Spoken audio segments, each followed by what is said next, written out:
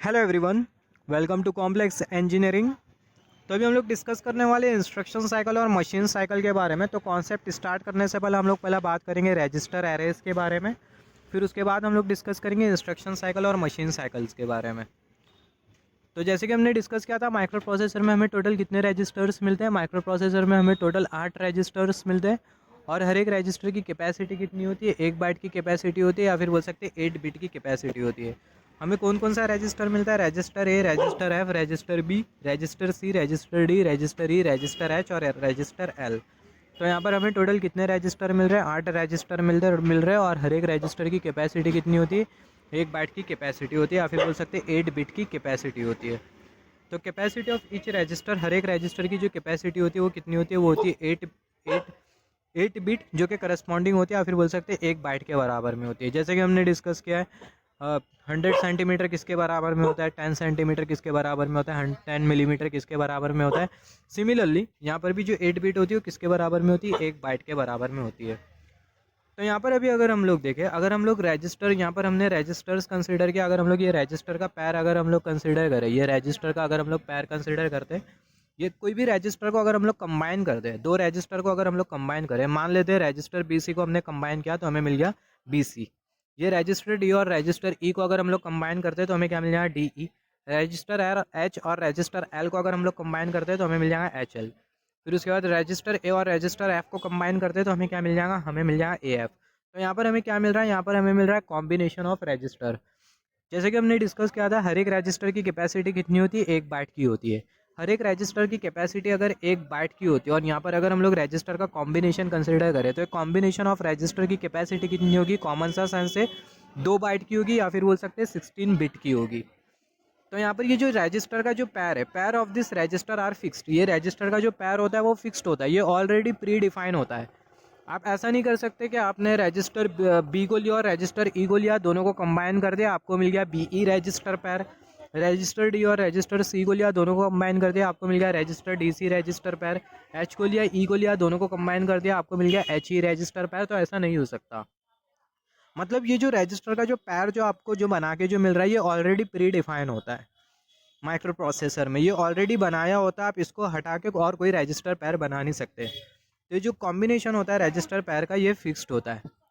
तो ये जो रजिस्टर पैर का जो कॉम्बिनेशन होता है, इसी को हम लोग क्या बोलते हैं, इसी को हम लोग बोलते हैं रजिस्टर एरेज।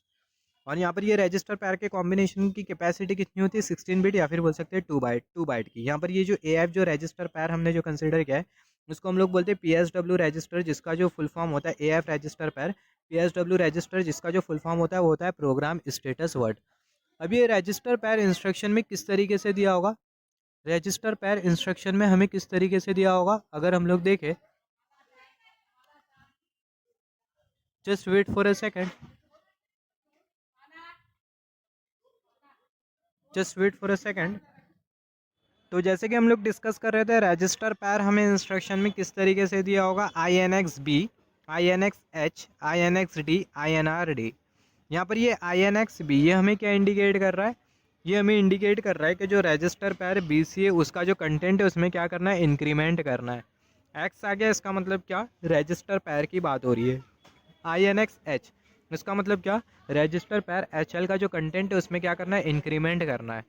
INX D, इसका मतलब क्या, जो रजिस्टर पैर DE है उसका जो कंटेंट है उसमें क्या करना है, इंक्रीमेंट करना है। INR D, ये यहाँ पर कोई X जैसा दिखाई दे रहा है क्या आपको, यहाँ पर सिंपल वर्ड में X दिखाई दे रहा है क्या, नहीं दिखाई दे रहा है। INR D, इसका मतलब क्या, ये जो रजिस्टर D है इसका जो कंटेंट है इसमें क्या करना है, इंक्रीमेंट करना है। तो जो X होता है वो हमें क्या इंडिकेट करता है, जो X होता है वो हमें इंडिकेट करता है रजिस्टर पैर। जब भी हमें इंस्ट्रक्शन में X दिखाई देगा, इसका मतलब क्या, उसका मतलब रजिस्टर पैर के बारे में बात हो रही है। जैसे कि हमने डिस्कस किया INX B, इसका मतलब रजिस्टर पैर BC की बात हो रही है। INX H, रजिस्टर पैर HL की बात हो रही है। INX D, इसका मतलब रजिस्टर पैर DE की बात हो रही है। तो यहाँ पर अभी हमें डिस्कस क्या करना है, यहाँ पर और दो रजिस्टर्स होते हैं, मतलब दो और रजिस्टर्स होते हैं। Register arrays also contain 2 16 bit register. Register arrays में हमें और दो 16 बिट के रजिस्टर मिलते हैं, जिसमें एक जो रजिस्टर होता है वो होता है प्रोग्राम काउंटर रजिस्टर, और दूसरा जो रजिस्टर होता है वो कौन सा रजिस्टर होता है, स्टैक पॉइंटर रजिस्टर। जो PC होता है वो होता है प्रोग्राम काउंटर रजिस्टर, और ये 16 बिट का रजिस्टर होता है। और जो SP होता है ये स्टैक पॉइंटर होता है, स्टैक पॉइंटर रजिस्टर, और ये भी 16 बिट का रजिस्टर होता है। अब ये प्रोग्राम काउंटर तो आप यहाँ पर एनी हाउ समझ जाओगे, प्रोग्राम काउंटर का जो कॉन्सेप्ट है, प्रोग्राम काउंटर होता है क्या, इसके बारे में आप एनी हाउ समझ जाओगे, मगर इसको हम लोग आगे डिटेल में डिस्कशन करेंगे। और यहाँ पर ये जो स्टैक पॉइंटर है, इसको समझने के लिए आपको और थोड़े बहुत कॉन्सेप्ट समझने होंगे। तो हम लोग सबसे पहला प्रोग्राम काउंटर के बारे में डिस्कस कर लेते हैं। Program counter contains the address of the next byte to be fetch during the execution of program. और ये कितने बिट का रजिस्टर होता है, ये 16 बिट का रजिस्टर होता है। तो यहाँ पर ये प्रोग्राम काउंटर को समझाने से पहले मैं आपको एग्जांपल देना चाहूँगा। जैसे कि हमने डिस्कस किया था, ये है क्या, MVI 20H, MVIB 30H, MVIC 40H, move BC, add भी हॉल्ट। ये है क्या, ये है प्रोग्राम। और प्रोग्राम को हम लोग कहाँ पर स्टोर करते हैं, जो प्रोग्राम होता है उसको हम लोग मेमोरी में स्टोर करते हैं। मेमोरी होती क्या है, मेमोरी अलग अलग लोकेशंस होते हैं और वो अलग अलग लोकेशंस के अलग अलग लोकेशन एड्रेसेस होते हैं। और हमने डिस्कस किया था माइक्रो प्रोसेसर 8085 में एड्रेस बस की कैपेसिटी कितनी होती है, एड्रेस बस की जो कैपेसिटी होती है वो होती है 16 बिट की। मतलब हर एक लोकेशन की एड्रेस, हर एक लोकेशन का जो एड्रेस होगा वो कितने बिट का होगा, 16 बिट का होगा। जैसे कि हमने डिस्कस किया यहाँ पर ये मेमोरी लोकेशन, ये लोकेशन, ये लोकेशन, ये लोकेशन। तो ये लोकेशन का जो लोकेशन एड्रेस है वो है 00001111। और हमने डिस्कस किया था, अगर माइक्रो प्रोसेसर को किसी मेमोरी लोकेशन का अगर डेटा अगर एक्सेस करना हो, एक्सेसिंग का मतलब मेमोरी लोकेशन का जो डेटा है वो या तो रीड कर सकता है या तो राइट कर सकता है माइक्रो प्रोसेसर।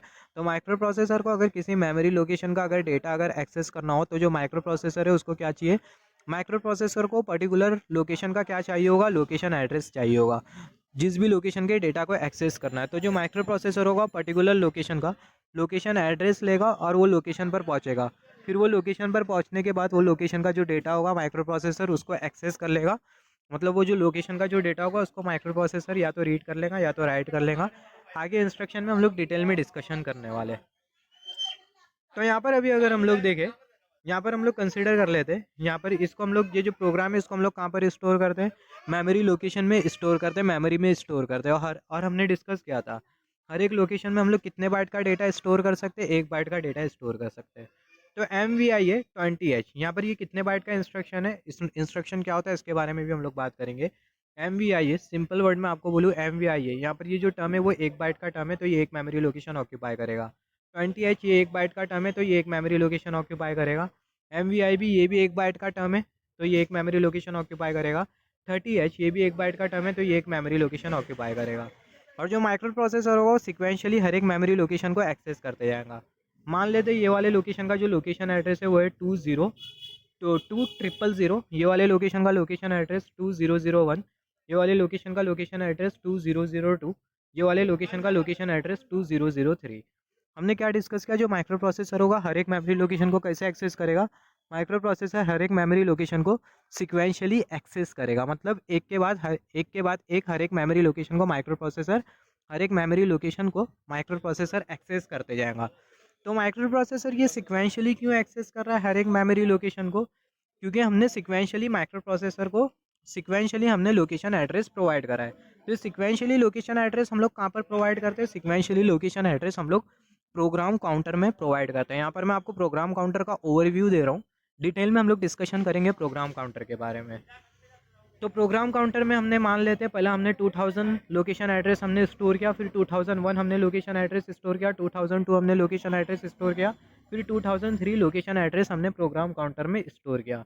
तो माइक्रो प्रोसेसर क्या करेगा, सबसे पहले ये वाले मेमोरी लोकेशन को एक्सेस करेगा, फिर ये वाले मेमोरी लोकेशन को एक्सेस करेगा, फिर ये वाले मेमोरी लोकेशन को एक्सेस करेगा, फिर ये वाले मेमोरी लोकेशन को एक्सेस करेगा।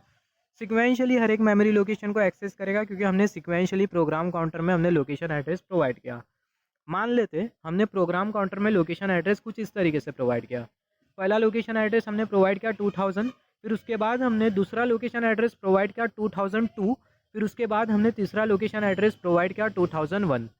तो माइक्रो प्रोसेसर क्या करेगा, पहला लोकेशन एड्रेस 2000, दूसरा 2002 और तीसरा लोकेशन एड्रेस 2001, ध्यान से सुनना।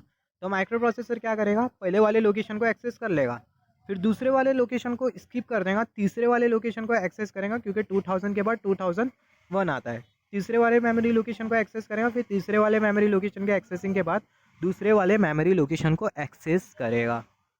तो जो माइक्रो प्रोसेसर जो सिक्वेंशियली हर एक मेमोरी लोकेशन को जो एक्सेस करते जा रहा है वो किसके वजह से, प्रोग्राम काउंटर में हमने जो लोकेशन एड्रेस प्रोवाइड किया है उसके वजह से। अगर हम लोग प्रोग्राम काउंटर में लोकेशन एड्रेस अगर हम लोग आड़ा टेढ़ा अगर प्रोवाइड कर दें, मतलब सिक्वेंशियली अगर प्रोवाइड नहीं करें, तो जो माइक्रो प्रोसेसर होगा सिक्वेंशियली मेमोरी लोकेशन को एक्सेस नहीं करेगा। हम लोग ऐसा भी बोल सकते हैं जो माइक्रो प्रोसेसर होता है वो जो नेक्स्ट बाइट जिसे फैच करेगा माइक्रो प्रोसेसर जो अगली वाली जो बाइट जो फैच करेगा, फिर बोल सकते हैं अगली वाली जो मेमोरी लोकेशन जो एक्सेस करेगा। मतलब माइक्रो प्रोसेसर ये वाली मेमोरी लोकेशन एक्सेस किया, ये वाली मेमोरी लोकेशन को एक्सेस करने के बाद माइक्रो प्रोसेसर ये वाली मेमोरी लोकेशन को एक्सेस करेगा। तो माइक्रो प्रोसेसर को क्या पता कि उसे ये वाली मेमोरी लोकेशन को एक्सेस करना है या नहीं, तो माइक्रो प्रोसेसर को ये कौन बताएगा, प्रोग्राम काउंटर बताएगा। फिर उसके बाद माइक्रो प्रोसेसर ये वाला मेमोरी लोकेशन एक्सेस कर लेगा, फिर प्रोग्राम काउंटर बोलेगा अब ये वाला मेमोरी लोकेशन एक्सेस कर, फिर ये वाला मेमोरी लोकेशन एक्सेस कर। तो जो माइक्रो प्रोसेसर जो सिक्वेंशली जो लोकेशन एक्सेस करते जा रहा है या फिर जो डेटा को जो फैच करते जा रहा है, रीड राइट करते जा रहा है, वो किसके वजह से, प्रोग्राम काउंटर के वजह से। तो हम लोग ऐसा भी बोल सकते हैं जो प्रोग्राम काउंटर होता है एड्रेस रखता है हर एक मेमोरी लोकेशन का, और वो एड्रेस के हिसाब से ही जो माइक्रो प्रोसेसर होता है वो हर एक मेमोरी लोकेशन को एक्सेस करता है। ऐसा भी बोल सकते हैं जो प्रोग्राम काउंटर होता है वो एड्रेस रखता है अगली वाली बाइट का जो कि माइक्रो प्रोसेसर फैच करेगा, या फिर बोल सकते हैं अगली वाली मेमोरी लोकेशन का जो कि माइक्रो प्रोसेसर एक्सेस करेगा प्रोग्राम के एग्जीक्यूशन के टाइम। और ये जो प्रोग्राम काउंटर होता है कितने बिट का रजिस्टर होता है, 16 बिट का रजिस्टर होता है। फिर उसके बाद जो रजिस्टर होता है वो होता है स्टैक पॉइंटर। स्टैक पॉइंटर क्या करता है, it contains the address of the top of the stack. तो स्टैक पॉइंटर को समझने के लिए आपको थोड़ा और समझना होगा कॉन्सेप्ट। आप सिर्फ इतना फिलहाल के लिए याद रखो, जो स्टैक पॉइंटर होता है वो भी 16 बिट का रजिस्टर होता है। It contains the address of the top of the stack and it is also a 16 bit register. तो जैसे कि हमने डिस्कस किया, रजिस्टर एरेज में हमें और दो 16 बिट के रजिस्टर मिलते हैं, जिसमें से एक जो रजिस्टर होता है वो होता है प्रोग्राम काउंटर रजिस्टर, और दूसरा जो रजिस्टर होता है वो होता है स्टैक पॉइंटर रजिस्टर। तो अभी हमें बात क्या करना है, इंस्ट्रक्शन साइकिल के बारे में और मशीन साइकिल के बारे में हमें बात करना है। तो यहाँ पर अभी अगर हम लोग देखें इंस्ट्रक्शन का मतलब क्या होता है, आप माइक्रो प्रोसेसर आप सिस्टम में क्यों लगा रहे हो, ताकि आप माइक्रो प्रोसेसर से कुछ काम करवा सको, राइट। माइक्रो प्रोसेसर हम लोग क्यों यूज़ कर रहे हैं, ताकि हम लोग माइक्रो प्रोसेसर से कुछ काम ले सके। अगर हम लोग किसी सिस्टम में माइक्रो प्रोसेसर लगा रहे हैं तो हमें सिस्टम से ऑब्वियसली कुछ ना कुछ काम चाहिए रहेगा, जिसके वजह से हम लोग माइक्रो प्रोसेसर लगा रहे हैं। तो जो माइक्रो प्रोसेसर है, एक सिंपल सा एग्जांपल दूँ, एक पर्टिकुलर पर्सन है, उससे आपको कुछ काम करवाना है, तो आप उसको क्या दोगे, इंस्ट्रक्शन दोगे, राइट। फॉर एग्जांपल मान लेते हैं आपका फ्रेंड है, आप चाहते हो कि आपका जो फ्रेंड है वो आपको एक बुक ला के दे, तो आपको क्या करना होगा, आपको इंस्ट्रक्शन देना होगा। आप अपने फ्रेंड को बोलोगे, मान लेते हैं आपका फ्रेंड है एक्स, आप अपने फ्रेंड एक्स को बोलोगे कि वो मुझे बुक ला के दे, मुझे पढ़ना है। तो आप मुझे बुक ला के दे, मुझे पढ़ना, ये है क्या, ये है इंस्ट्रक्शन। आप अपने फ्रेंड को इंस्ट्रक्शन दे रहे हो, कमांड दे रहे हो। जब तक आप नहीं बोलोगे कि आपके फ्रेंड को पता चलेगा कि आपको बुक चाहिए पढ़ने के लिए, नहीं चाहिए, राइट। तो आप अपने फ्रेंड को क्या दे रहे हो, इंस्ट्रक्शन दे रहे हो। आप अपने फ्रेंड को बोल रहे हो कि मेरे को बुक ला के दे, तो ये एक इंस्ट्रक्शन है। तो वो इंस्ट्रक्शन आपका फ्रेंड रिसीव करेगा, एक्सेप्ट करेगा, फिर आपका फ्रेंड आपको बुक ला के देगा। सिमिलरली माइक्रो प्रोसेसर में भी हमें देना होता है इंस्ट्रक्शन, राइट। तो जो इंस्ट्रक्शन होता है वो हम लोग माइक्रो प्रोसेसर को देते हैं, और जो माइक्रो प्रोसेसर होता है वो हमें काम करके देता है। जैसे कि मैंने आपको बोला, आप अपने फ्रेंड को इंस्ट्रक्शन दोगे कि मुझे बुक ला के दे, तो आपका फ्रेंड आपको बुक ला के देगा, आपका काम करके देगा। सिमिलरली माइक्रो प्रोसेसर से भी अगर हमें काम लेना होता है तो माइक्रो प्रोसेसर को हमें देना होता है इंस्ट्रक्शन, और जो इंस्ट्रक्शन होता है वो क्या होता है, वो होता है कमांड। आप बेसिकली दे क्या रहे हो अपने फ्रेंड को, आप कमांड दे रहे हो, राइट। सिमिलरली जो इंस्ट्रक्शन होता है वो क्या होता है, वो कमांड होता है। Instruction is a command given to the microprocessor. Instruction command होता है जो कि आप माइक्रो प्रोसेसर को देते हो। क्यों देते हो, ताकि आप माइक्रो प्रोसेसर से कुछ काम ले सको, या फिर माइक्रो प्रोसेसर आपको कुछ काम करके दे सके। An instruction is a command given to the microprocessor to perform certain task on certain data. Microprocessor से हमें काम लेने के लिए माइक्रो प्रोसेसर को हमें इंस्ट्रक्शन देना होता है, और वो जो माइक्रो प्रोसेसर को हमें कमांड देना होता है, और वो जो कमांड होता है उसी को ही हम लोग बोलते हैं इंस्ट्रक्शन। जैसे कि हम लोग चाहते हैं कि माइक्रो प्रोसेसर हमें एडिशन ऑपरेशन करके दे, तो हम लोग माइक्रो प्रोसेसर को ये वाला इंस्ट्रक्शन देंगे, ऐड बी। तो इंस्ट्रक्शन के एग्जीक्यूशन के बाद ये इंस्ट्रक्शन हमें क्या इंडिकेट कर रहा है, बी का कंटेंट और जो एक्यूमुलेटर ए का जो कंटेंट है, दोनों के बीच में एडिशन ऑपरेशन परफॉर्म करना है, और जो रिजल्ट है उसे कहाँ पर स्टोर करना है, एक्यूमुलेटर में स्टोर करना है। तो ये इंस्ट्रक्शन आप माइक्रो प्रोसेसर को दे दिए, तो माइक्रो प्रोसेसर आपको क्या करके देगा, जो बी का कंटेंट और जो एक्यूमुलेटर ए का जो कंटेंट है, दोनों के बीच में एडिशन ऑपरेशन परफॉर्म करके देगा, और जो रिजल्ट है आपको एक्यूमुलेटर में स्टोर करके देगा। आपने माइक्रो प्रोसेसर को ये वाला इंस्ट्रक्शन दिया, सब्ट्रैक्ट बी, तो माइक्रो प्रोसेसर क्या करेगा, जो बी का जो कंटेंट और जो एक्यूमुलेटर ए का जो कंटेंट है, दोनों के बीच में सब्ट्रैक्शन ऑपरेशन परफॉर्म कर देगा, और जो रिजल्ट है उसे कहाँ पर स्टोर कर देगा, एक्यूमुलेटर में स्टोर कर देगा। ये जो इंस्ट्रक्शन साइकिल और जो मशीन साइकिल हम लोग जो समझ रहे हैं, ये इतना इंपॉर्टेंट है, और मैं आपको एकदम सिंपल वे में समझाऊंगा, ज़्यादा मैं कॉम्प्लेक्सिटी से डील नहीं करूंगा, एकदम सिंपल वे में समझाऊंगा कि आप अगर ये समझ जाते हो तो आप जितने भी जो इंस्ट्रक्शंस हो गए, जैसे कि डेटा ट्रांसफ़र इंस्ट्रक्शंस हो गए, अरिथमेटिक लॉजिकल इंस्ट्रक्शंस हो गए, सारे के सारे इंस्ट्रक्शन आप बहुत कम टाइम में समझ जाओगे। तो जैसे कि हमने डिस्कस किया, ये क्या होता है इंस्ट्रक्शन। इंस्ट्रक्शन क्या होता है? कमांड होता है जो कि हम लोग माइक्रो प्रोसेसर को देते हैं। क्यों देते हैं? ताकि माइक्रो प्रोसेसर हमें काम करके दे सके। हर एक इंस्ट्रक्शन के दो पार्ट होते हैं, जिसमें से एक होता है ऑपकोड और दूसरा होता है ऑपरेंड। ऑपकोड का मतलब क्या होता है? Operation that has to be perform. Operation जो कि करना है उसको हम लोग क्या बोलते हैं? उसको हम लोग बोलते हैं ऑपकोड। और किसके ऊपर वो ऑपरेशन करना है उसको हम लोग क्या बोलते हैं? उसको हम लोग बोलते हैं ऑपरेंड। मतलब ऑपकोड का मतलब क्या होता है? क्या करना है। ऑपकोड का मतलब करना क्या है, और ऑपरेंड का मतलब जो भी कर रहे हैं वो किस पर करना है। फॉर एग्जाम्पल, यहाँ पर ये ऐड, ये है क्या? ये है ऑपकोड। तो जब माइक्रो प्रोसेसर इसको पढ़ेगा, इसके करस्पॉन्डिंग जो बाइनरी नंबर होगा उसको पढ़ेगा। ये इंग्लिश रिटर्न टर्म को नहीं पढ़ सकता माइक्रो प्रोसेसर, हमने इनिशियल वीडियो में डिस्कस किया। तो जब माइक्रो प्रोसेसर ये इंस्ट्रक्शन को पढ़ेगा, जब माइक्रो प्रोसेसर ये इंस्ट्रक्शन को पढ़ेगा तो माइक्रो प्रोसेसर को ये पता चल जाएगा कि माइक्रो प्रोसेसर को करना क्या है। तो माइक्रो प्रोसेसर को क्या करना है? जो माइक्रो प्रोसेसर है उसे एडिशन ऑपरेशन परफॉर्म करना है। तो यहाँ पर ये जो एडिशन है ये है क्या? ये है ऑपकोड। और यहाँ पर किसके बीच में एडिशन ऑपरेशन परफॉर्म करना है? एक्यूमुलेटर ए के कंटेंट और जो रजिस्टर बी का जो कंटेंट है, दोनों के बीच में एडिशन ऑपरेशन परफॉर्म करना है। तो यहाँ पर ये जो एक्यूमुलेटर ए और जो रजिस्टर बी, ये दोनों है क्या? ये दोनों है ऑपरेंड। ऑपकोड का मतलब क्या होता है कि करना क्या है। ऑपरेंड का मतलब करना क्या है, मतलब एडिशन, सब्ट्रैक्शन या फिर लॉजिकल ऑपरेशन। और ऑपरेंड का मतलब वो किसके ऊपर करना है। सिमिलरली सब्ट्रैक्ट भी, यहाँ पर ऑपकोड है क्या? सब्ट्रैक्ट। यहाँ पर माइक्रो प्रोसेसर को ये पता चलेगा कि माइक्रो प्रोसेसर को करना क्या है।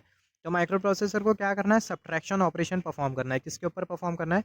रजिस्टर बी के बीच में और एक्यूमुलेटर ए के बीच में क्या करना है? सब्ट्रैक्शन ऑपरेशन परफॉर्म करना है। तो रजिस्टर बी और एक्यूमुलेटर ए ये है क्या? ये बेसिकली है ऑपरेंड। तो ऑपकोड का मतलब क्या है कि करना क्या है, और ऑपरेंड का मतलब जो भी करना है वो किसके ऊपर करना है। तो यहाँ पर अभी अगर हम लोग देखें, जैसे कि हमने डिस्कस किया, यहाँ पर हमने कंसीडर किया ये है प्रोग्राम। हमने डिस्कस किया ऑलरेडी माइक्रो प्रोसेसर की इनिशियल वीडियो में, हमने मेमोरी के बारे में पूरा डिटेल में डिस्कशन किया था। तो अभी हम लोग उतना पूरा कंसीडर नहीं करेंगे, यहाँ पर हम लोग कट टू कट कॉन्सेप्ट के बारे में डिस्कस करेंगे। यहाँ पर हमने लिखा ये है प्रोग्राम। अब ये प्रोग्राम क्या होता है? जो इंस्ट्रक्शन का जो सेट होता है, इंस्ट्रक्शन का जो सेट होता है उसी को ही आप क्या बोलते हो? उसी को ही आप बोलते हो प्रोग्राम। इंस्ट्रक्शन का जो सेट होता है उसी को ही आप बोलते हो प्रोग्राम। इंस्ट्रक्शन का मतलब ये होता है कमांड जो कि आप माइक्रो प्रोसेसर को दे रहे हो, और इंस्ट्रक्शन का सेट आप कंसिडर कर लो तो आपको क्या मिल जाएगा? आपको मिल जाएगा प्रोग्राम। MVI है 20H, MVI भी 30H। MVI है 20H, ये इंस्ट्रक्शन आपको इंडिकेट क्या कर रहा है? ये जो इमीडिएट डेटा है, ये इमीडिएट डेटा 20H, इसे कहाँ पर कॉपी करना है? एक्यूमुलेटर ए में कॉपी करना है। तो ये इंस्ट्रक्शन के एग्जीक्यूशन के बाद ये जो 20H जो इमीडिएट डेटा है वो कहाँ पर कॉपी हो जाएगा? एक्यूमुलेटर ए में कॉपी हो जाएगा। MVI भी 30H, ये इंस्ट्रक्शन आपको क्या इंडिकेट कर रहा है? ये जो इमीडिएट डेटा है 30H, इसे कहाँ पर कॉपी करना है? रजिस्टर बी में कॉपी करना है। MVIC 40H, ये इंस्ट्रक्शन आपको क्या इंडिकेट कर रहा है? ये जो इमीडिएट डेटा है इसे कहाँ पर कॉपी करना है? रजिस्टर सी में कॉपी करना है। तो इंस्ट्रक्शन के एग्जीक्यूशन के बाद ये जो इमीडिएट डेटा हो कहाँ पर कॉपी हो जाएगा? रजिस्टर सी में। मूव BC, ये इंस्ट्रक्शन आपको क्या इंडिकेट कर रहा है? सी का जो कंटेंट है उसे बी में कॉपी करना है। ऐड बी, ये इंस्ट्रक्शन आपको क्या इंडिकेट कर रहा है? बी का कंटेंट और एक्यूमुलेटर ए का कंटेंट, दोनों के बीच में एडिशन ऑपरेशन परफॉर्म करना है, रिजल्ट एक्यूमुलेटर में स्टोर करना है। फिर उसके बाद हॉल्ट इंस्ट्रक्शन। हॉल्ट इंस्ट्रक्शन में होता है क्या है? जो माइक्रो प्रोसेसर होता है वो वेटिंग स्टेट में आ जाता है, address bus, data bus, high impedance mode में चले जाते हैं। मतलब जो माइक्रो प्रोसेसर होता है वो रुक जाता है, प्रोग्राम का एग्जीक्यूशन नहीं करता। इसके बारे में हम लोग आगे डिस्कस करेंगे हॉल्ट इंस्ट्रक्शन में। और अगर हमें माइक्रो प्रोसेसर को हॉल्ट इंस्ट्रक्शन से बाहर निकालना है तो माइक्रो प्रोसेसर को हमें इंटरप्ट सिग्नल देना होता है, या फिर हमें माइक्रो प्रोसेसर को सिंपली रिसेट कर देना होता है। तो यहाँ पर जो माइक्रो, ये जो हमने कंसिडर किया इंस्ट्रक्शन का सेट, इसी को ही हम लोग बोलते हैं प्रोग्राम। यहाँ पर अभी अगर हम लोग देखें, यहाँ पर ये जो 20H 30H ये किस में लिखेला है? हेक्साडेसिमल में लिखे हुआ है। यहाँ पर ये 0 के करस्पॉन्डिंग 4 बिट, 2 के करस्पॉन्डिंग 4 बिट, इसका मतलब ये 21 बाइट का है, और ये 31 बाइट का है, 41 बाइट का है। और ये जो इंग्लिश रिटर्न टर्म है ये भी कितने बाइट के होते हैं? 1 बाइट के होते हैं। तो यहाँ पर ये जो प्रोग्राम है, ये पूरे प्रोग्राम को हम लोग मेमोरी लोकेशन में किस तरीके से स्टोर करेंगे इसके बारे में हम लोग डिस्कस कर लेते हैं। तो जैसे कि हमने डिस्कस किया था माइक्रो प्रोसेसर की जो मेमोरी लोकेशन होती है, मेमोरी तो सबसे पहले हम लोग माइक्रो प्रोसेसर में इंटरनली प्रोवाइड नहीं करते। माइक्रो प्रोसेसर के साथ हम लोग जो मेमोरी होती है उसको हम लोग एक्सटर्नली इंटरफेस करते हैं, राइट। और कितनी मैक्सिमम मेमोरी हम लोग इंटरफेस कर सकते हैं 8085 माइक्रो प्रोसेसर के साथ? 64 KB तक के हम लोग मेमोरी, 64 किलोबाइट तक के मेमोरी हम लोग इंटरफेस कर सकते हैं माइक्रो प्रोसेसर 8085 के साथ। तो ये जो प्रोग्राम है इसे हमें कहाँ पर स्टोर करना है? इसे हमें स्टोर करना है मेमोरी में। तो यहाँ पर ये जो इंग्लिश रिटर्न टर्म है वो कितने बाइट का? 1 बाइट का। तो ये कितनी मेमोरी लोकेशन ऑक्यूपाई करेगा, एक मेमोरी लोकेशन ऑक्यूपाई करेगा। तो यहाँ पर ये MVI है, ये एक मेमोरी लोकेशन ऑक्यूपाई किया, ये इंग्लिश रिटर्न टर्म। और ये जो इमीडिएट डेटा होता है ना, ये इंग्लिश रिटर्न टर्म की बात होता है। मतलब ये वाला जो इमीडिएट डेटा है ये इंग्लिश रिटर्न टर्म के करस्पॉन्डिंग है, ये वाला इमीडिएट डेटा ये वाला इंग्लिश रिटर्न टर्म के करस्पॉन्डिंग है, ये वाला इमीडिएट डेटा ये वाला इंग्लिश रिटर्न टर्म के करस्पॉन्डिंग है। तो यहाँ पर ये जो इंग्लिश रिटर्न टर्म है इसको हमने पहली वाली मेमोरी लोकेशन में स्टोर किया, उसके बाद वाली मेमोरी लोकेशन में 20H आ जाएगा। तो यहाँ पर हमने स्टोर कर दिया 20H। तो यहाँ पर अभी अगर हम लोग देखें, यहाँ पर हमने लोकेशन एड्रेसेस कंसीडर करें हर एक मेमोरी लोकेशन के। ये वाले लोकेशन का लोकेशन एड्रेस 2000, ये वाले लोकेशन का लोकेशन एड्रेस 2001, ये वाले लोकेशन का लोकेशन एड्रेस 2002, ये वाले लोकेशन का लोकेशन एड्रेस कितना है 2003, इसका 2004, इसका 2005, इसका 2006, 2007, 2008। तो यहाँ पर अभी अगर हम लोग देखें, यहाँ पर ये जो इंग्लिश रिटर्न टर्म है ये एक मेमोरी लोकेशन ऑक्यूपाई करेगा, और ये जो 20H है वो एक मेमोरी लोकेशन ऑक्यूपाई करेगा जिसको हमने यहाँ पर लिखा। MVI भी एक मेमोरी लोकेशन ऑक्यूपाई करेगा जिसको हमने यहाँ पर लिखा, और ये जो 30H है वो एक मेमोरी लोकेशन ऑक्यूपाई करेगा जिसको हमने यहाँ पर लिखा। फिर उसके बाद ये MVIC ये एक मेमोरी लोकेशन ऑक्यूपाई करेगा जिसको हमने यहाँ पर लिखा, और ये जो 40H है वो एक मेमोरी लोकेशन ऑक्यूपाई करेगा, क्योंकि 40H हेक्साडेसिमल में और वो 1 बाइट का है पूरा, तो वो एक मेमोरी लोकेशन ऑक्यूपाई करेगा। और हमने डिस्कस किया है माइक्रो प्रोसेसर के हर एक मेमोरी लोकेशन में हम लोग कितने बाइट का डेटा स्टोर कर सकते हैं, 1 बाइट का डेटा स्टोर कर सकते हैं। तो यहाँ पर ये 40H। मूव BC 1 बाइट का इंस्ट्रक्शन है तो एक मेमोरी लोकेशन, ऐड भी 1 बाइट का इंस्ट्रक्शन है तो एक मेमोरी लोकेशन, हॉल्ट 1 बाइट का इंस्ट्रक्शन है तो ये एक मेमोरी लोकेशन। तो कुछ इस तरीके से जो प्रोग्राम होता है उसको हम लोग स्टोर करते हैं मेमोरी लोकेशन में। और जो माइक्रो प्रोसेसर होता है सिक्वेंशियली हर एक इंस्ट्रक्शन को क्या करता है, एक्सेस करते जाता है, या फिर बोल सकते हैं एग्जीक्यूट करते जाता है, और उसके करस्पॉन्डिंग जो टास्क होता है वो परफॉर्म करते जाता है। तो यहाँ पर अभी अगर हम लोग देखें, जो इंस्ट्रक्शन होती है मेमोरी के बेसिस पर 3 टाइप की होती है। Instructions are of 3 types on the basis of memory. जो इंस्ट्रक्शंस होती है वो 3 टाइप की होती है मेमोरी के बेसिस पर। जैसे कि 1 बाइट की इंस्ट्रक्शन हो गई, 2 बाइट की इंस्ट्रक्शन हो गई, 3 बाइट की इंस्ट्रक्शन हो गई। यहाँ से निकल के आ जाते हैं इंस्ट्रक्शन वर्ड साइज। अभी इंस्ट्रक्शन वर्ड साइज का मतलब क्या, अगर 1 बाइट की इंस्ट्रक्शन है तो इंस्ट्रक्शन वर्ड साइज की कैपेसिटी कितनी होगी, 1 बाइट। 2 बाइट की इंस्ट्रक्शन है तो instruction word size 2 byte. 3 byte की इंस्ट्रक्शन है तो इसका मतलब इंस्ट्रक्शन वर्ड साइज कितनी है, वो है 3 बाइट। इंस्ट्रक्शन वर्ड साइज हमें बेसिकली ये बताती है कि जो इंस्ट्रक्शन है उसकी कैपेसिटी कितनी है। इंस्ट्रक्शन वर्ड साइज हमें ये बताती है एक पर्टिकुलर इंस्ट्रक्शन की कैपेसिटी कितनी है। मतलब इंस्ट्रक्शन वर्ड साइज अगर किसी इंस्ट्रक्शन की अगर 3 होती है, अगर इंस्ट्रक्शन वर्ड साइज अगर 3 होती है, 3 इंस्ट्रक्शन वर्ड साइज की कैपेसिटी अगर 3 होती है, just wait for a second.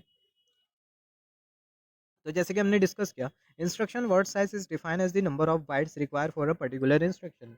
Instruction word size हमें ये बताती है एक पर्टिकुलर इंस्ट्रक्शन के लिए कितनी बाइट्स लगेंगी, या फिर एक पर्टिकुलर इंस्ट्रक्शन के लिए माइक्रो प्रोसेसर कितनी मेमोरी लोकेशन ऑक्यूपाई करेगा। ये हमें क्या बताता है, ये हमें कौन बताता है, ये हमें इंडिकेट करता है इंस्ट्रक्शन वर्ड साइज।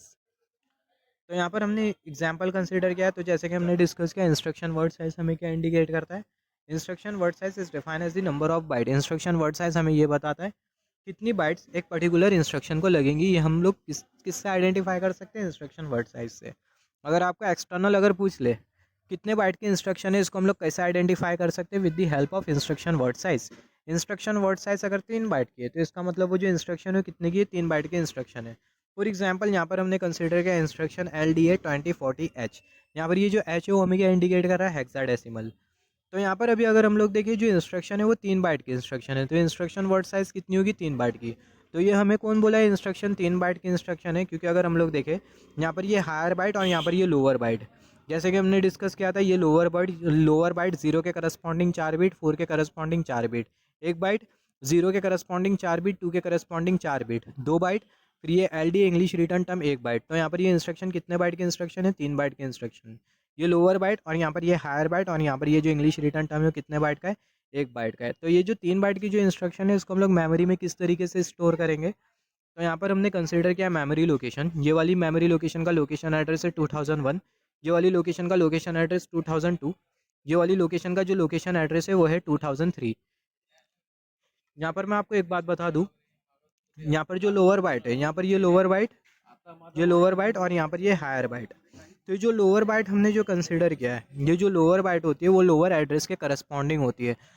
मतलब यहाँ पर अगर हम लोग देखें 2001, 2002, 2003, 2004, 2005, कुछ इस तरीके से अगर हम लोग आगे बढ़ रहे हैं उसका मतलब हम लोग लोअर एड्रेस से हायर एड्रेस की तरफ जा रहे हैं। 2003, 2002, 2001 इसका मतलब हम लोग हायर एड्रेस से लोअर एड्रेस की तरफ जा रहे हैं। तो ये पहला वाला जो एड्रेस होता है वो लोअर, फिर उसके बाद वाला हायर, फिर उसके बाद वाला उससे भी हायर, मतलब 2001, 2002, 3, 4, 5, 6 ऐसा अगर हम लोग आगे बढ़ते जाए, इसका मतलब जो एड्रेस है, लोकेशन एड्रेस है, वो इंक्रीज़ करते जा रहा है। लोअर लोअर एड्रेस है, हायर एड्रेस की तरफ हम लोग प्रोसीड करते जा रहे हैं।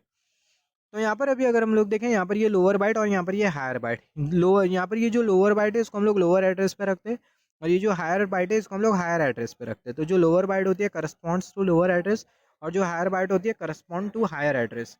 तो यहाँ पर ये जो लोअर बाइट, सबसे पहला ये जो मेमोरी लोकेशन है यहाँ पर आ जाएंगे इंग्लिश रिटर्न टर्म, तो ये जो एल डी है उसको हमने यहाँ पर लिखा। फिर उसके बाद 2002 ये लोअर एड्रेस है, तो हम लोग ये लोअर बाइट को रखेंगे सबसे पहला, तो 40H। 2003 ये हायर एड्रेस है, तो यहाँ पर हम लोग ये हायर बाइट को रखेंगे, तो यहाँ पर हमने लिखा 20H। यहाँ पर ये 40H और यहाँ पर ये 20H। तो कुछ इस तरीके से हम लोग इंस्ट्रक्शन को स्टोर करते हैं मेमोरी लोकेशन में। सिमिलरली यहाँ पर अभी अगर हम लोग देखें इंस्ट्रक्शन वर्ड साइज़, आपको और आगे बहुत से कॉन्सेप्ट है जिसके हेल्प से इंस्ट्रक्शन वर्ड साइज़ आपको बहुत अच्छी तरीके से समझ में आ जाएगा। आप ऐसा भी पता लगा सकते हो कि मशीन साइकिल के हेल्प से भी आप पता लगा सकते हो कि इंस्ट्रक्शन वर्ड साइज़ कितनी है। ये आगे का कॉन्सेप्ट आप जब समझोगे तो आपको इंस्ट्रक्शन वर्ड साइज़ एकदम ईजी लगेगा। सिमिलरली LDA 10 20H, यहाँ पर ये जो इंस्ट्रक्शन है ये भी 3 बाइट की इंस्ट्रक्शन है। तो हमें कौन बोला है इंस्ट्रक्शन 3 बाइट की इंस्ट्रक्शन है।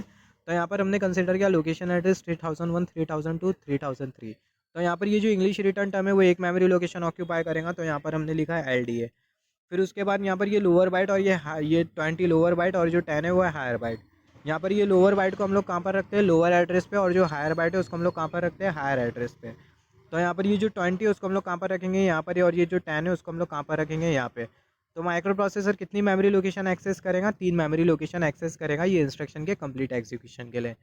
अगर इंस्ट्रक्शन की कैपेसिटी अगर 1 बाइट की है तो माइक्रो प्रोसेसर को एक ही मेमोरी लोकेशन एक्सेस करना होगा वो इंस्ट्रक्शन को कम्प्लीटली एग्जीक्यूट करने के लिए। अगर इंस्ट्रक्शन की अगर कैपेसिटी अगर 2 बाइट की है तो जो माइक्रो प्रोसेसर है उसे 2 मेमोरी लोकेशन एक्सेस करना होगा वो इंस्ट्रक्शन को एग्जीक्यूट करने के लिए। इंस्ट्रक्शन की कैपेसिटी अगर 3 बाइट की है तो जो माइक्रो प्रोसेसर है उसे कितने मेमोरी लोकेशन एक्सेस करना होगा, 3 मेमोरी लोकेशन एक्सेस करना होगा वो इंस्ट्रक्शन के कंप्लीट एग्जीक्यूशन के लिए। यहाँ से भी हम लोग डिस्कस कर लेते हैं इंस्ट्रक्शन साइकिल के बारे में। It is defined as the total time taken by the microprocessor to complete an execution of an instruction completely। एक पर्टिकुलर इंस्ट्रक्शन को कम्प्लीटली एग्जीक्यूट करने के लिए माइक्रो प्रोसेसर जो टाइम लेगा उसी को ही हम लोग बोलते हैं इंस्ट्रक्शन साइकिल। ये हमने इंस्ट्रक्शन कंसीडर किया, ये इंस्ट्रक्शन को कम्प्लीटली एग्जीक्यूट करने के लिए माइक्रो प्रोसेसर जो टाइम लेगा उसी को ही हम लोग बोलते हैं इंस्ट्रक्शन साइकिल। स्टेटमेंट के हिसाब से it is define as the time, it is define as the total time जो कि माइक्रो प्रोसेसर लेगा एक इंस्ट्रक्शन को कम्प्लीटली एग्जीक्यूट करने के लिए, एक इंस्ट्रक्शन को कम्प्लीटली फिनिश करने के लिए, एक इंस्ट्रक्शन के करस्पॉन्डिंग टास्क को कम्प्लीटली परफॉर्म करने के लिए माइक्रो प्रोसेसर जो टाइम लेगा उसी को ही हम लोग बोलते हैं इंस्ट्रक्शन साइकिल। इंस्ट्रक्शन साइकिल की बहुत सारी मशीन साइकिल होती है, बहुत इंपॉर्टेंट है। Instruction cycle has many machine cycle. Machine cycle का मतलब क्या होता है, machine cycle is defined as the time taken by microprocessor to complete an execution of accessing a memory location. Machine cycle का मतलब क्या होता है, इंस्ट्रक्शन साइकिल के बारे में हमने डिस्कस किया, नाम से पता चल रहा है माइक्रो प्रोसेसर एक पर्टिकुलर इंस्ट्रक्शन को कम्प्लीटली एग्जीक्यूट करने के लिए जो टाइम लेगा उसको हम लोग क्या बोलते हैं, उसको हम लोग बोलते हैं इंस्ट्रक्शन साइकिल। अब मशीन साइकिल का मतलब क्या होता है, माइक्रो प्रोसेसर एक पर्टिकुलर मेमोरी लोकेशन को एक्सेस करने के लिए जो टाइम लेगा उसको हम लोग क्या बोलते हैं, उसको हम लोग बोलते हैं मशीन साइकिल। और जो मशीन साइकिल होती है वो भी फर्दर क्लासीफाई की गई है, जैसे कि fetch machine cycle, memory read machine cycle, memory write machine cycle. तो ये बहुत इंपॉर्टेंट है, आप इसको नोट डाउन कर लो। ये जो मैं अभी आपको जो बता रहा हूँ ये इतना इंपॉर्टेंट है, अगर आप ये समझ जाते हो तो जो इंस्ट्रक्शंस होगी, सेट ऑफ इंस्ट्रक्शंस, उसको समझना आपके लिए बहुत हद तक के आसान हो जाएगा। अगर इंस्ट्रक्शन 1 बाइट की इंस्ट्रक्शन है तो जो इंस्ट्रक्शन है वो एक मेमोरी लोकेशन को ऑक्यूपाई करेगी। माइक्रो प्रोसेसर को एक मेमोरी लोकेशन एक्सेस करना होगा, कितनी मशीन साइकिल होगी, एक मशीन साइकिल होगी। 2 बाइट की इंस्ट्रक्शन होती है, हमने डिस्कस किया मशीन साइकिल का मतलब क्या होता है, माइक्रो प्रोसेसर जो मेमोरी लोकेशन को एक्सेस करने के लिए जो टाइम लेगा उसी को ही हम लोग बोलते हैं मशीन साइकिल। सिमिलरली 2 बाइट की इंस्ट्रक्शन है तो जो इंस्ट्रक्शन है वो 2 मेमोरी लोकेशन को ऑक्यूपाई करेगी, तो माइक्रो प्रोसेसर 2 मेमोरी लोकेशन को एक्सेस करेगा वो इंस्ट्रक्शन को कम्प्लीटली एग्जीक्यूट करने के लिए। तो कितनी मशीन साइकिल होगी, 2 मशीन साइकिल। सिमिलरली इंस्ट्रक्शन अगर 3 बाइट की इंस्ट्रक्शन होती है, इंस्ट्रक्शन अगर 3 बाइट की इंस्ट्रक्शन होती है तो माइक्रो प्रोसेसर कितने मेमोरी लोकेशन ऑक्यूपाई करेगा, 3 मेमोरी लोकेशन ऑक्यूपाई करेगा, और माइक्रो प्रोसेसर वो इंस्ट्रक्शन को कम्प्लीटली एग्जीक्यूट करने के लिए 3 मेमोरी लोकेशन को एक्सेस करेगा, और मशीन साइकिल कितनी होगी, 3 मशीन साइकिल। बहुत इंपॉर्टेंट है, 1 बाइट की इंस्ट्रक्शन एक मेमोरी लोकेशन एक्सेस करेगा माइक्रो प्रोसेसर, या फिर सिंपल वर्ड में वो जो मेमोरी लोकेशन होगी, अगर 1 बाइट की इंस्ट्रक्शन है तो वो इंस्ट्रक्शन एक मेमोरी लोकेशन को ऑक्यूपाई करेगी। माइक्रो प्रोसेसर को कितना मेमोरी लोकेशन एक्सेस करना होगा? सिर्फ एक ही मेमोरी लोकेशन एक्सेस करना होगा। कितनी मशीन साइकिल होगी? एक मशीन साइकिल। 2 बाइट की इंस्ट्रक्शन है, तो जो इंस्ट्रक्शन है वो 2 मेमोरी लोकेशन को ऑक्यूपाई करेगी। तो माइक्रो प्रोसेसर को कितनी मेमोरी लोकेशन एक्सेस करना होगा? 2 मेमोरी लोकेशन एक्सेस करना होगा। कितनी मशीन साइकिल होगी? 2 मशीन साइकिल होगी। 3 बाइट की इंस्ट्रक्शन है, तो इंस्ट्रक्शन कितने मेमोरी लोकेशन को ऑक्यूपाई करेगी? इंस्ट्रक्शन 3 मेमोरी लोकेशन को ऑक्यूपाई करेगी, राइट। माइक्रो प्रोसेसर को कितने मेमोरी लोकेशन एक्सेस करने होगी? 3 मेमोरी लोकेशन एक्सेस करने होगी पर्टिकुलर इंस्ट्रक्शन के लिए। और कितनी मशीन साइकिल होगी? 3 मशीन साइकिल होने वाली है। तो जैसे कि हमने डिस्कस किया, जो मशीन साइकिल होती है वो फर्दर क्लासीफाई की जाती है मशीन साइकिल, जिसमें हम लोग पहला डिस्कस करेंगे fetch machine cycle. Fetch machine cycle वो मशीन साइकिल होती है जिसमें ऑपकोड फैच होता है, मतलब माइक्रो प्रोसेसर को ये पता चलता है कि माइक्रो प्रोसेसर को करना क्या है। Fetch machine cycle, fetch machine cycle is a cycle in which opcode is fetch. Fetch machine cycle वो मशीन साइकिल होती है जिसमें ऑपकोड फैच होता है, जिसमें माइक्रो प्रोसेसर को ये पता चलता है कि माइक्रो प्रोसेसर को करना क्या है। In any instruction first machine cycle will be fetch machine cycle. किसी भी इंस्ट्रक्शन में पहली वाली जो मशीन साइकिल होगी वो कौन सी मशीन साइकिल होगी? किसी भी इंस्ट्रक्शन में पहली वाली जो मशीन साइकिल है वो फैच मशीन साइकिल होगी। जैसे कि हमने यहाँ पर डिस्कस किया, यहाँ पर एक ही मशीन साइकिल है, 1 बाइट की इंस्ट्रक्शन, एक memory location occupy, microprocessor एक मेमोरी लोकेशन एक्सेस करेगा। कितनी मशीन साइकिल? एक मशीन साइकिल, जिसमें और वो मशीन साइकिल कौन सी? Fetch machine cycle. 2 बाइट की इंस्ट्रक्शन है, microprocessor 2 memory location occupy करेगा। 2 बाइट की इंस्ट्रक्शन है, वो इंस्ट्रक्शन 2 मेमोरी लोकेशन ऑक्यूपाई करेगी। माइक्रो प्रोसेसर कितने मेमोरी लोकेशन एक्सेस करेगा? 2 मेमोरी लोकेशन एक्सेस करेगा। कितनी मशीन साइकिल होगी? 2 मशीन साइकिल होगी, जिसमें से पहली मशीन साइकिल होगी फैच मशीन साइकिल, जिसमें माइक्रो प्रोसेसर को ये पता चलेगा कि माइक्रो प्रोसेसर को करना क्या है, या फिर बोल सकते हैं ऑपकोड फैच होगा। 3 बाइट की इंस्ट्रक्शन है, तो कितनी मशीन साइकिल? 3 बाइट की इंस्ट्रक्शन है, तो जो इंस्ट्रक्शन है कितने मेमोरी लोकेशन को ऑक्यूपाई करेगी? 3 मेमोरी लोकेशन को ऑक्यूपाई करेंगी। माइक्रो प्रोसेसर 3 मेमोरी लोकेशन को एक्सेस करेगा। कितनी मशीन साइकिल? 3 machine cycle. पहली वाली जो मशीन साइकिल होगी वो फैच मशीन साइकिल होगी, जिसमें ऑपकोड फैच होगा। तो कोई भी मशीन साइकिल में पहली वाली जो मशीन साइकिल होती है वो फैच मशीन साइकिल ही होती है, जिसमें माइक्रो प्रोसेसर को ये पता चलता है कि माइक्रो प्रोसेसर को करना क्या है। मैं अभी एग्जाम्पल कंसिडर करूँगा, आपको समझ में आ जाएगा। फिर उसके बाद जो मशीन साइकिल होती है, फैच मशीन साइकिल के लिए जो टाइम जो लगता है वो कितना लगता है? 40 स्टेट। फैच मशीन साइकिल के लिए जो टाइम लगता है वो लगता है 40 स्टेट। फैच मशीन साइकिल के लिए टाइम 40 स्टेट लगता है, कोई केसेस में 60 स्टेट भी लगता है, बात करेंगे हम लोग। और जो टी स्टेट होता है, टी स्टेट का मतलब 1 क्लॉक टाइम पीरियड, और 1 क्लॉक टाइम पीरियड बराबर में होता है 1/3 माइक्रो सेकेंड के, 1/3 माइक्रो सेकेंड के। और जो क्लॉक फ्रीक्वेंसी है वो है 3 मेगाहर्ट्ज। तो यहाँ पर अभी अगर हम लोग देखें, दूसरी जो मशीन साइकिल होती है वो कौन सी मशीन साइकिल होती है? मेमोरी रीड मशीन साइकिल, जिसमें माइक्रो प्रोसेसर एक पर्टिकुलर मेमोरी लोकेशन का जो डेटा होता है उसको क्या करता है? रीड करता है। मेमोरी रीड मशीन साइकिल के लिए टाइम कितना लगता है? मेमोरी रीड मशीन साइकिल के लिए जो टाइम जो लगता है वो लगता है 3 टी स्टेट। फिर तीसरी वाली जो मशीन साइकिल है वो कौन सी मशीन साइकिल है? Memory write machine cycle. और मेमोरी राइट मशीन साइकिल के लिए टाइम कितना लगता है? 3 टी स्टेट लगता है। जैसे कि हमने इंस्ट्रक्शन कंसीडर किया था मूव बी सी, ये इंस्ट्रक्शन हमें क्या इंडिकेट कर रहा है? जो सी का जो कंटेंट है उसे कहाँ पर कॉपी करना है? बी में कॉपी करना है। रजिस्टर सी का जो कंटेंट है उसे रजिस्टर बी में कॉपी करना है। तो यहाँ पर ये जो बी है ये हमें इंडिकेट कर रहा है डेस्टिनेशन, और जो सी है वो हमें क्या इंडिकेट कर रहा है? Source register. तो अभी हम लोग समझ जाते हैं कि ये fetch machine cycle, memory read machine cycle, memory write machine cycle होती क्या है। मशीन साइकिल का हम लोग एग्जाम्पल कंसिडर कर लेते हैं। तो यहाँ पर हमने प्रोग्राम कंसिडर किया, और ये जो प्रोग्राम है उसको हमने मेमोरी लोकेशन में स्टोर किया है। तो माइक्रो प्रोसेसर पहले ये वाली इंस्ट्रक्शन को एग्जीक्यूट करेगा, फिर ये वाली इंस्ट्रक्शन को एग्जीक्यूट करेगा, ये वाली इंस्ट्रक्शन को एग्जीक्यूट करेगा, फिर ये वाली इंस्ट्रक्शन को एग्जीक्यूट करेगा, फिर ये वाली इंस्ट्रक्शन को, फिर ये हॉल्ट इंस्ट्रक्शन को। तो ये सारी इंस्ट्रक्शन को हमने मेमोरी लोकेशन में कुछ इस तरीके से स्टोर किया। तो माइक्रो प्रोसेसर सबसे पहला ये लोकेशन एड्रेस, सबसे पहला ये वाले लोकेशन एड्रेस पर पहुंचेगा, और ये वाली मेमोरी लोकेशन को एक्सेस करेगा। कट टू कट समझेंगे, ज़्यादा डिटेल में अगर हम लोग समझे तो कन्फ्यूजन क्रिएट होने की चांसेस है। तो माइक्रो प्रोसेसर सबसे पहला ये वाले मेमोरी लोकेशन को क्या करेगा? एक्सेस करेगा। तो जब माइक्रो प्रोसेसर ये वाले मेमोरी लोकेशन को एक्सेस करेगा तो माइक्रो प्रोसेसर को ये पता चलेगा कि माइक्रो प्रोसेसर को करना क्या है। तो माइक्रो प्रोसेसर को क्या करना है? यहाँ पर ये अगर हम लोग इंस्ट्रक्शन को देखें, MVI 20 है, ये इंस्ट्रक्शन क्या इंडिकेट कर रही है? ये जो इमीडिएट डेटा है 20 इसे कहाँ पर कॉपी करना है? एक्यूमुलेटर ए में कॉपी करना है। तो माइक्रो प्रोसेसर ये वाली मेमोरी लोकेशन को एक्सेस करेगा, जिसमें माइक्रो प्रोसेसर ये इंग्लिश रिटर्न टर्म को पढ़ेगा। तो माइक्रो प्रोसेसर को ये पता चल जाएगा कि माइक्रो प्रोसेसर को करना क्या है। माइक्रो प्रोसेसर को करना क्या है? ये जो 20H का जो इमीडिएट डेटा उसे कहाँ पर कॉपी करना है? एक्यूमुलेटर में कॉपी करना है। तो कौन सी machine cycle? Fetch machine cycle. Time कितना लगेगा? 4 टी स्टेट। फिर उसके बाद माइक्रो प्रोसेसर सिक्वेंशली हर एक मेमोरी लोकेशन को एक्सेस करेगा। फिर उसके बाद माइक्रो प्रोसेसर ये वाली मेमोरी लोकेशन को एक्सेस करेगा, जिसमें माइक्रो प्रोसेसर ये जो इमीडिएट डेटा होगा उसको क्या करेगा, रीड करेगा। तो कौन सी मशीन साइकिल होगी, मेमोरी रीड मशीन साइकिल होगी। मेमोरी रीड मशीन साइकिल के लिए टाइम कितना लग रहा है, मेमोरी रीड मशीन साइकिल क्यों, मेमोरी रीड मशीन साइकिल इसलिए क्योंकि जो माइक्रो प्रोसेसर है पर्टिकुलर लोकेशन का जो डेटा उसको क्या कर रहा है, रीड कर रहा है। एकदम सिंपल वर्ड में आपको बोलूँ, कोई मेमोरी लोकेशन के एक्सेसिंग के टाइम माइक्रो प्रोसेसर को ये पता चलता है कि माइक्रो प्रोसेसर को करना क्या है, तो फैच मशीन साइकिल। किसी मेमोरी लोकेशन के एक्सेसिंग के टाइम माइक्रो प्रोसेसर अगर डेटा को रीड कर रहा है तो कौन सी machine cycle, memory read machine cycle. किसी मेमोरी लोकेशन के एक्सेसिंग के टाइम माइक्रो प्रोसेसर अगर डेटा को राइट कर रहा है तो कौन सी machine cycle, memory write machine cycle. तो यहाँ पर अगर हम लोग देखें, यहाँ पर ये मेमोरी रीड मशीन साइकिल हो, मेमोरी रीड मशीन साइकिल में माइक्रो प्रोसेसर ये लोकेशन को एक्सेस करेगा जिसमें 20H का डेटा रीड करेगा। रीड करने के बाद होगा क्या, जो माइक्रो प्रोसेसर है इंस्ट्रक्शन को कम्प्लीटली एग्जीक्यूट कर देगा, मतलब ये जो 20H का जो इमीडिएट डेटा उसे एक्यूमुलेटर में कॉपी कर देगा। तो यहाँ पर ये इंस्ट्रक्शन के कंप्लीट एग्जीक्यूशन के लिए टाइम कितना लगा, 70 स्टेट। 70 स्टेट क्यों, क्योंकि फैच मशीन साइकिल के लिए 4T स्टेट और मेमोरी रीड मशीन साइकिल के लिए 3T state. 4T plus 3D आपको कितना मिल जाएगा, 70। तो इंस्ट्रक्शन के कंप्लीट एग्जीक्यूशन के लिए टाइम जो लगा वो कितना लगा, 70 स्टेट। फिर उसके बाद MVIB 30H, यहाँ पर माइक्रो प्रोसेसर ये वाले मेमोरी लोकेशन को एक्सेस करेगा।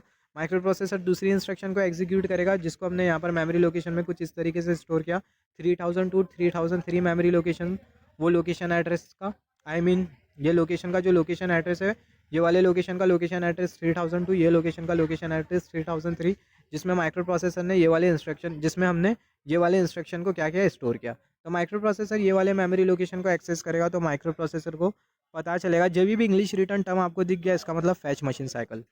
तो यहाँ पर माइक्रो प्रोसेसर ये वाले मेमोरी लोकेशन को एक्सेस करेगा। आपको समझाने के लिए बोला, आपका जो कॉन्सेप्ट है वो एडवांस लेवल पर रहना चाहिए। तो कौन सी machine cycle, fetch machine cycle, जिसमें माइक्रो प्रोसेसर को ये पता चल जाएगा कि माइक्रो प्रोसेसर को करना क्या है।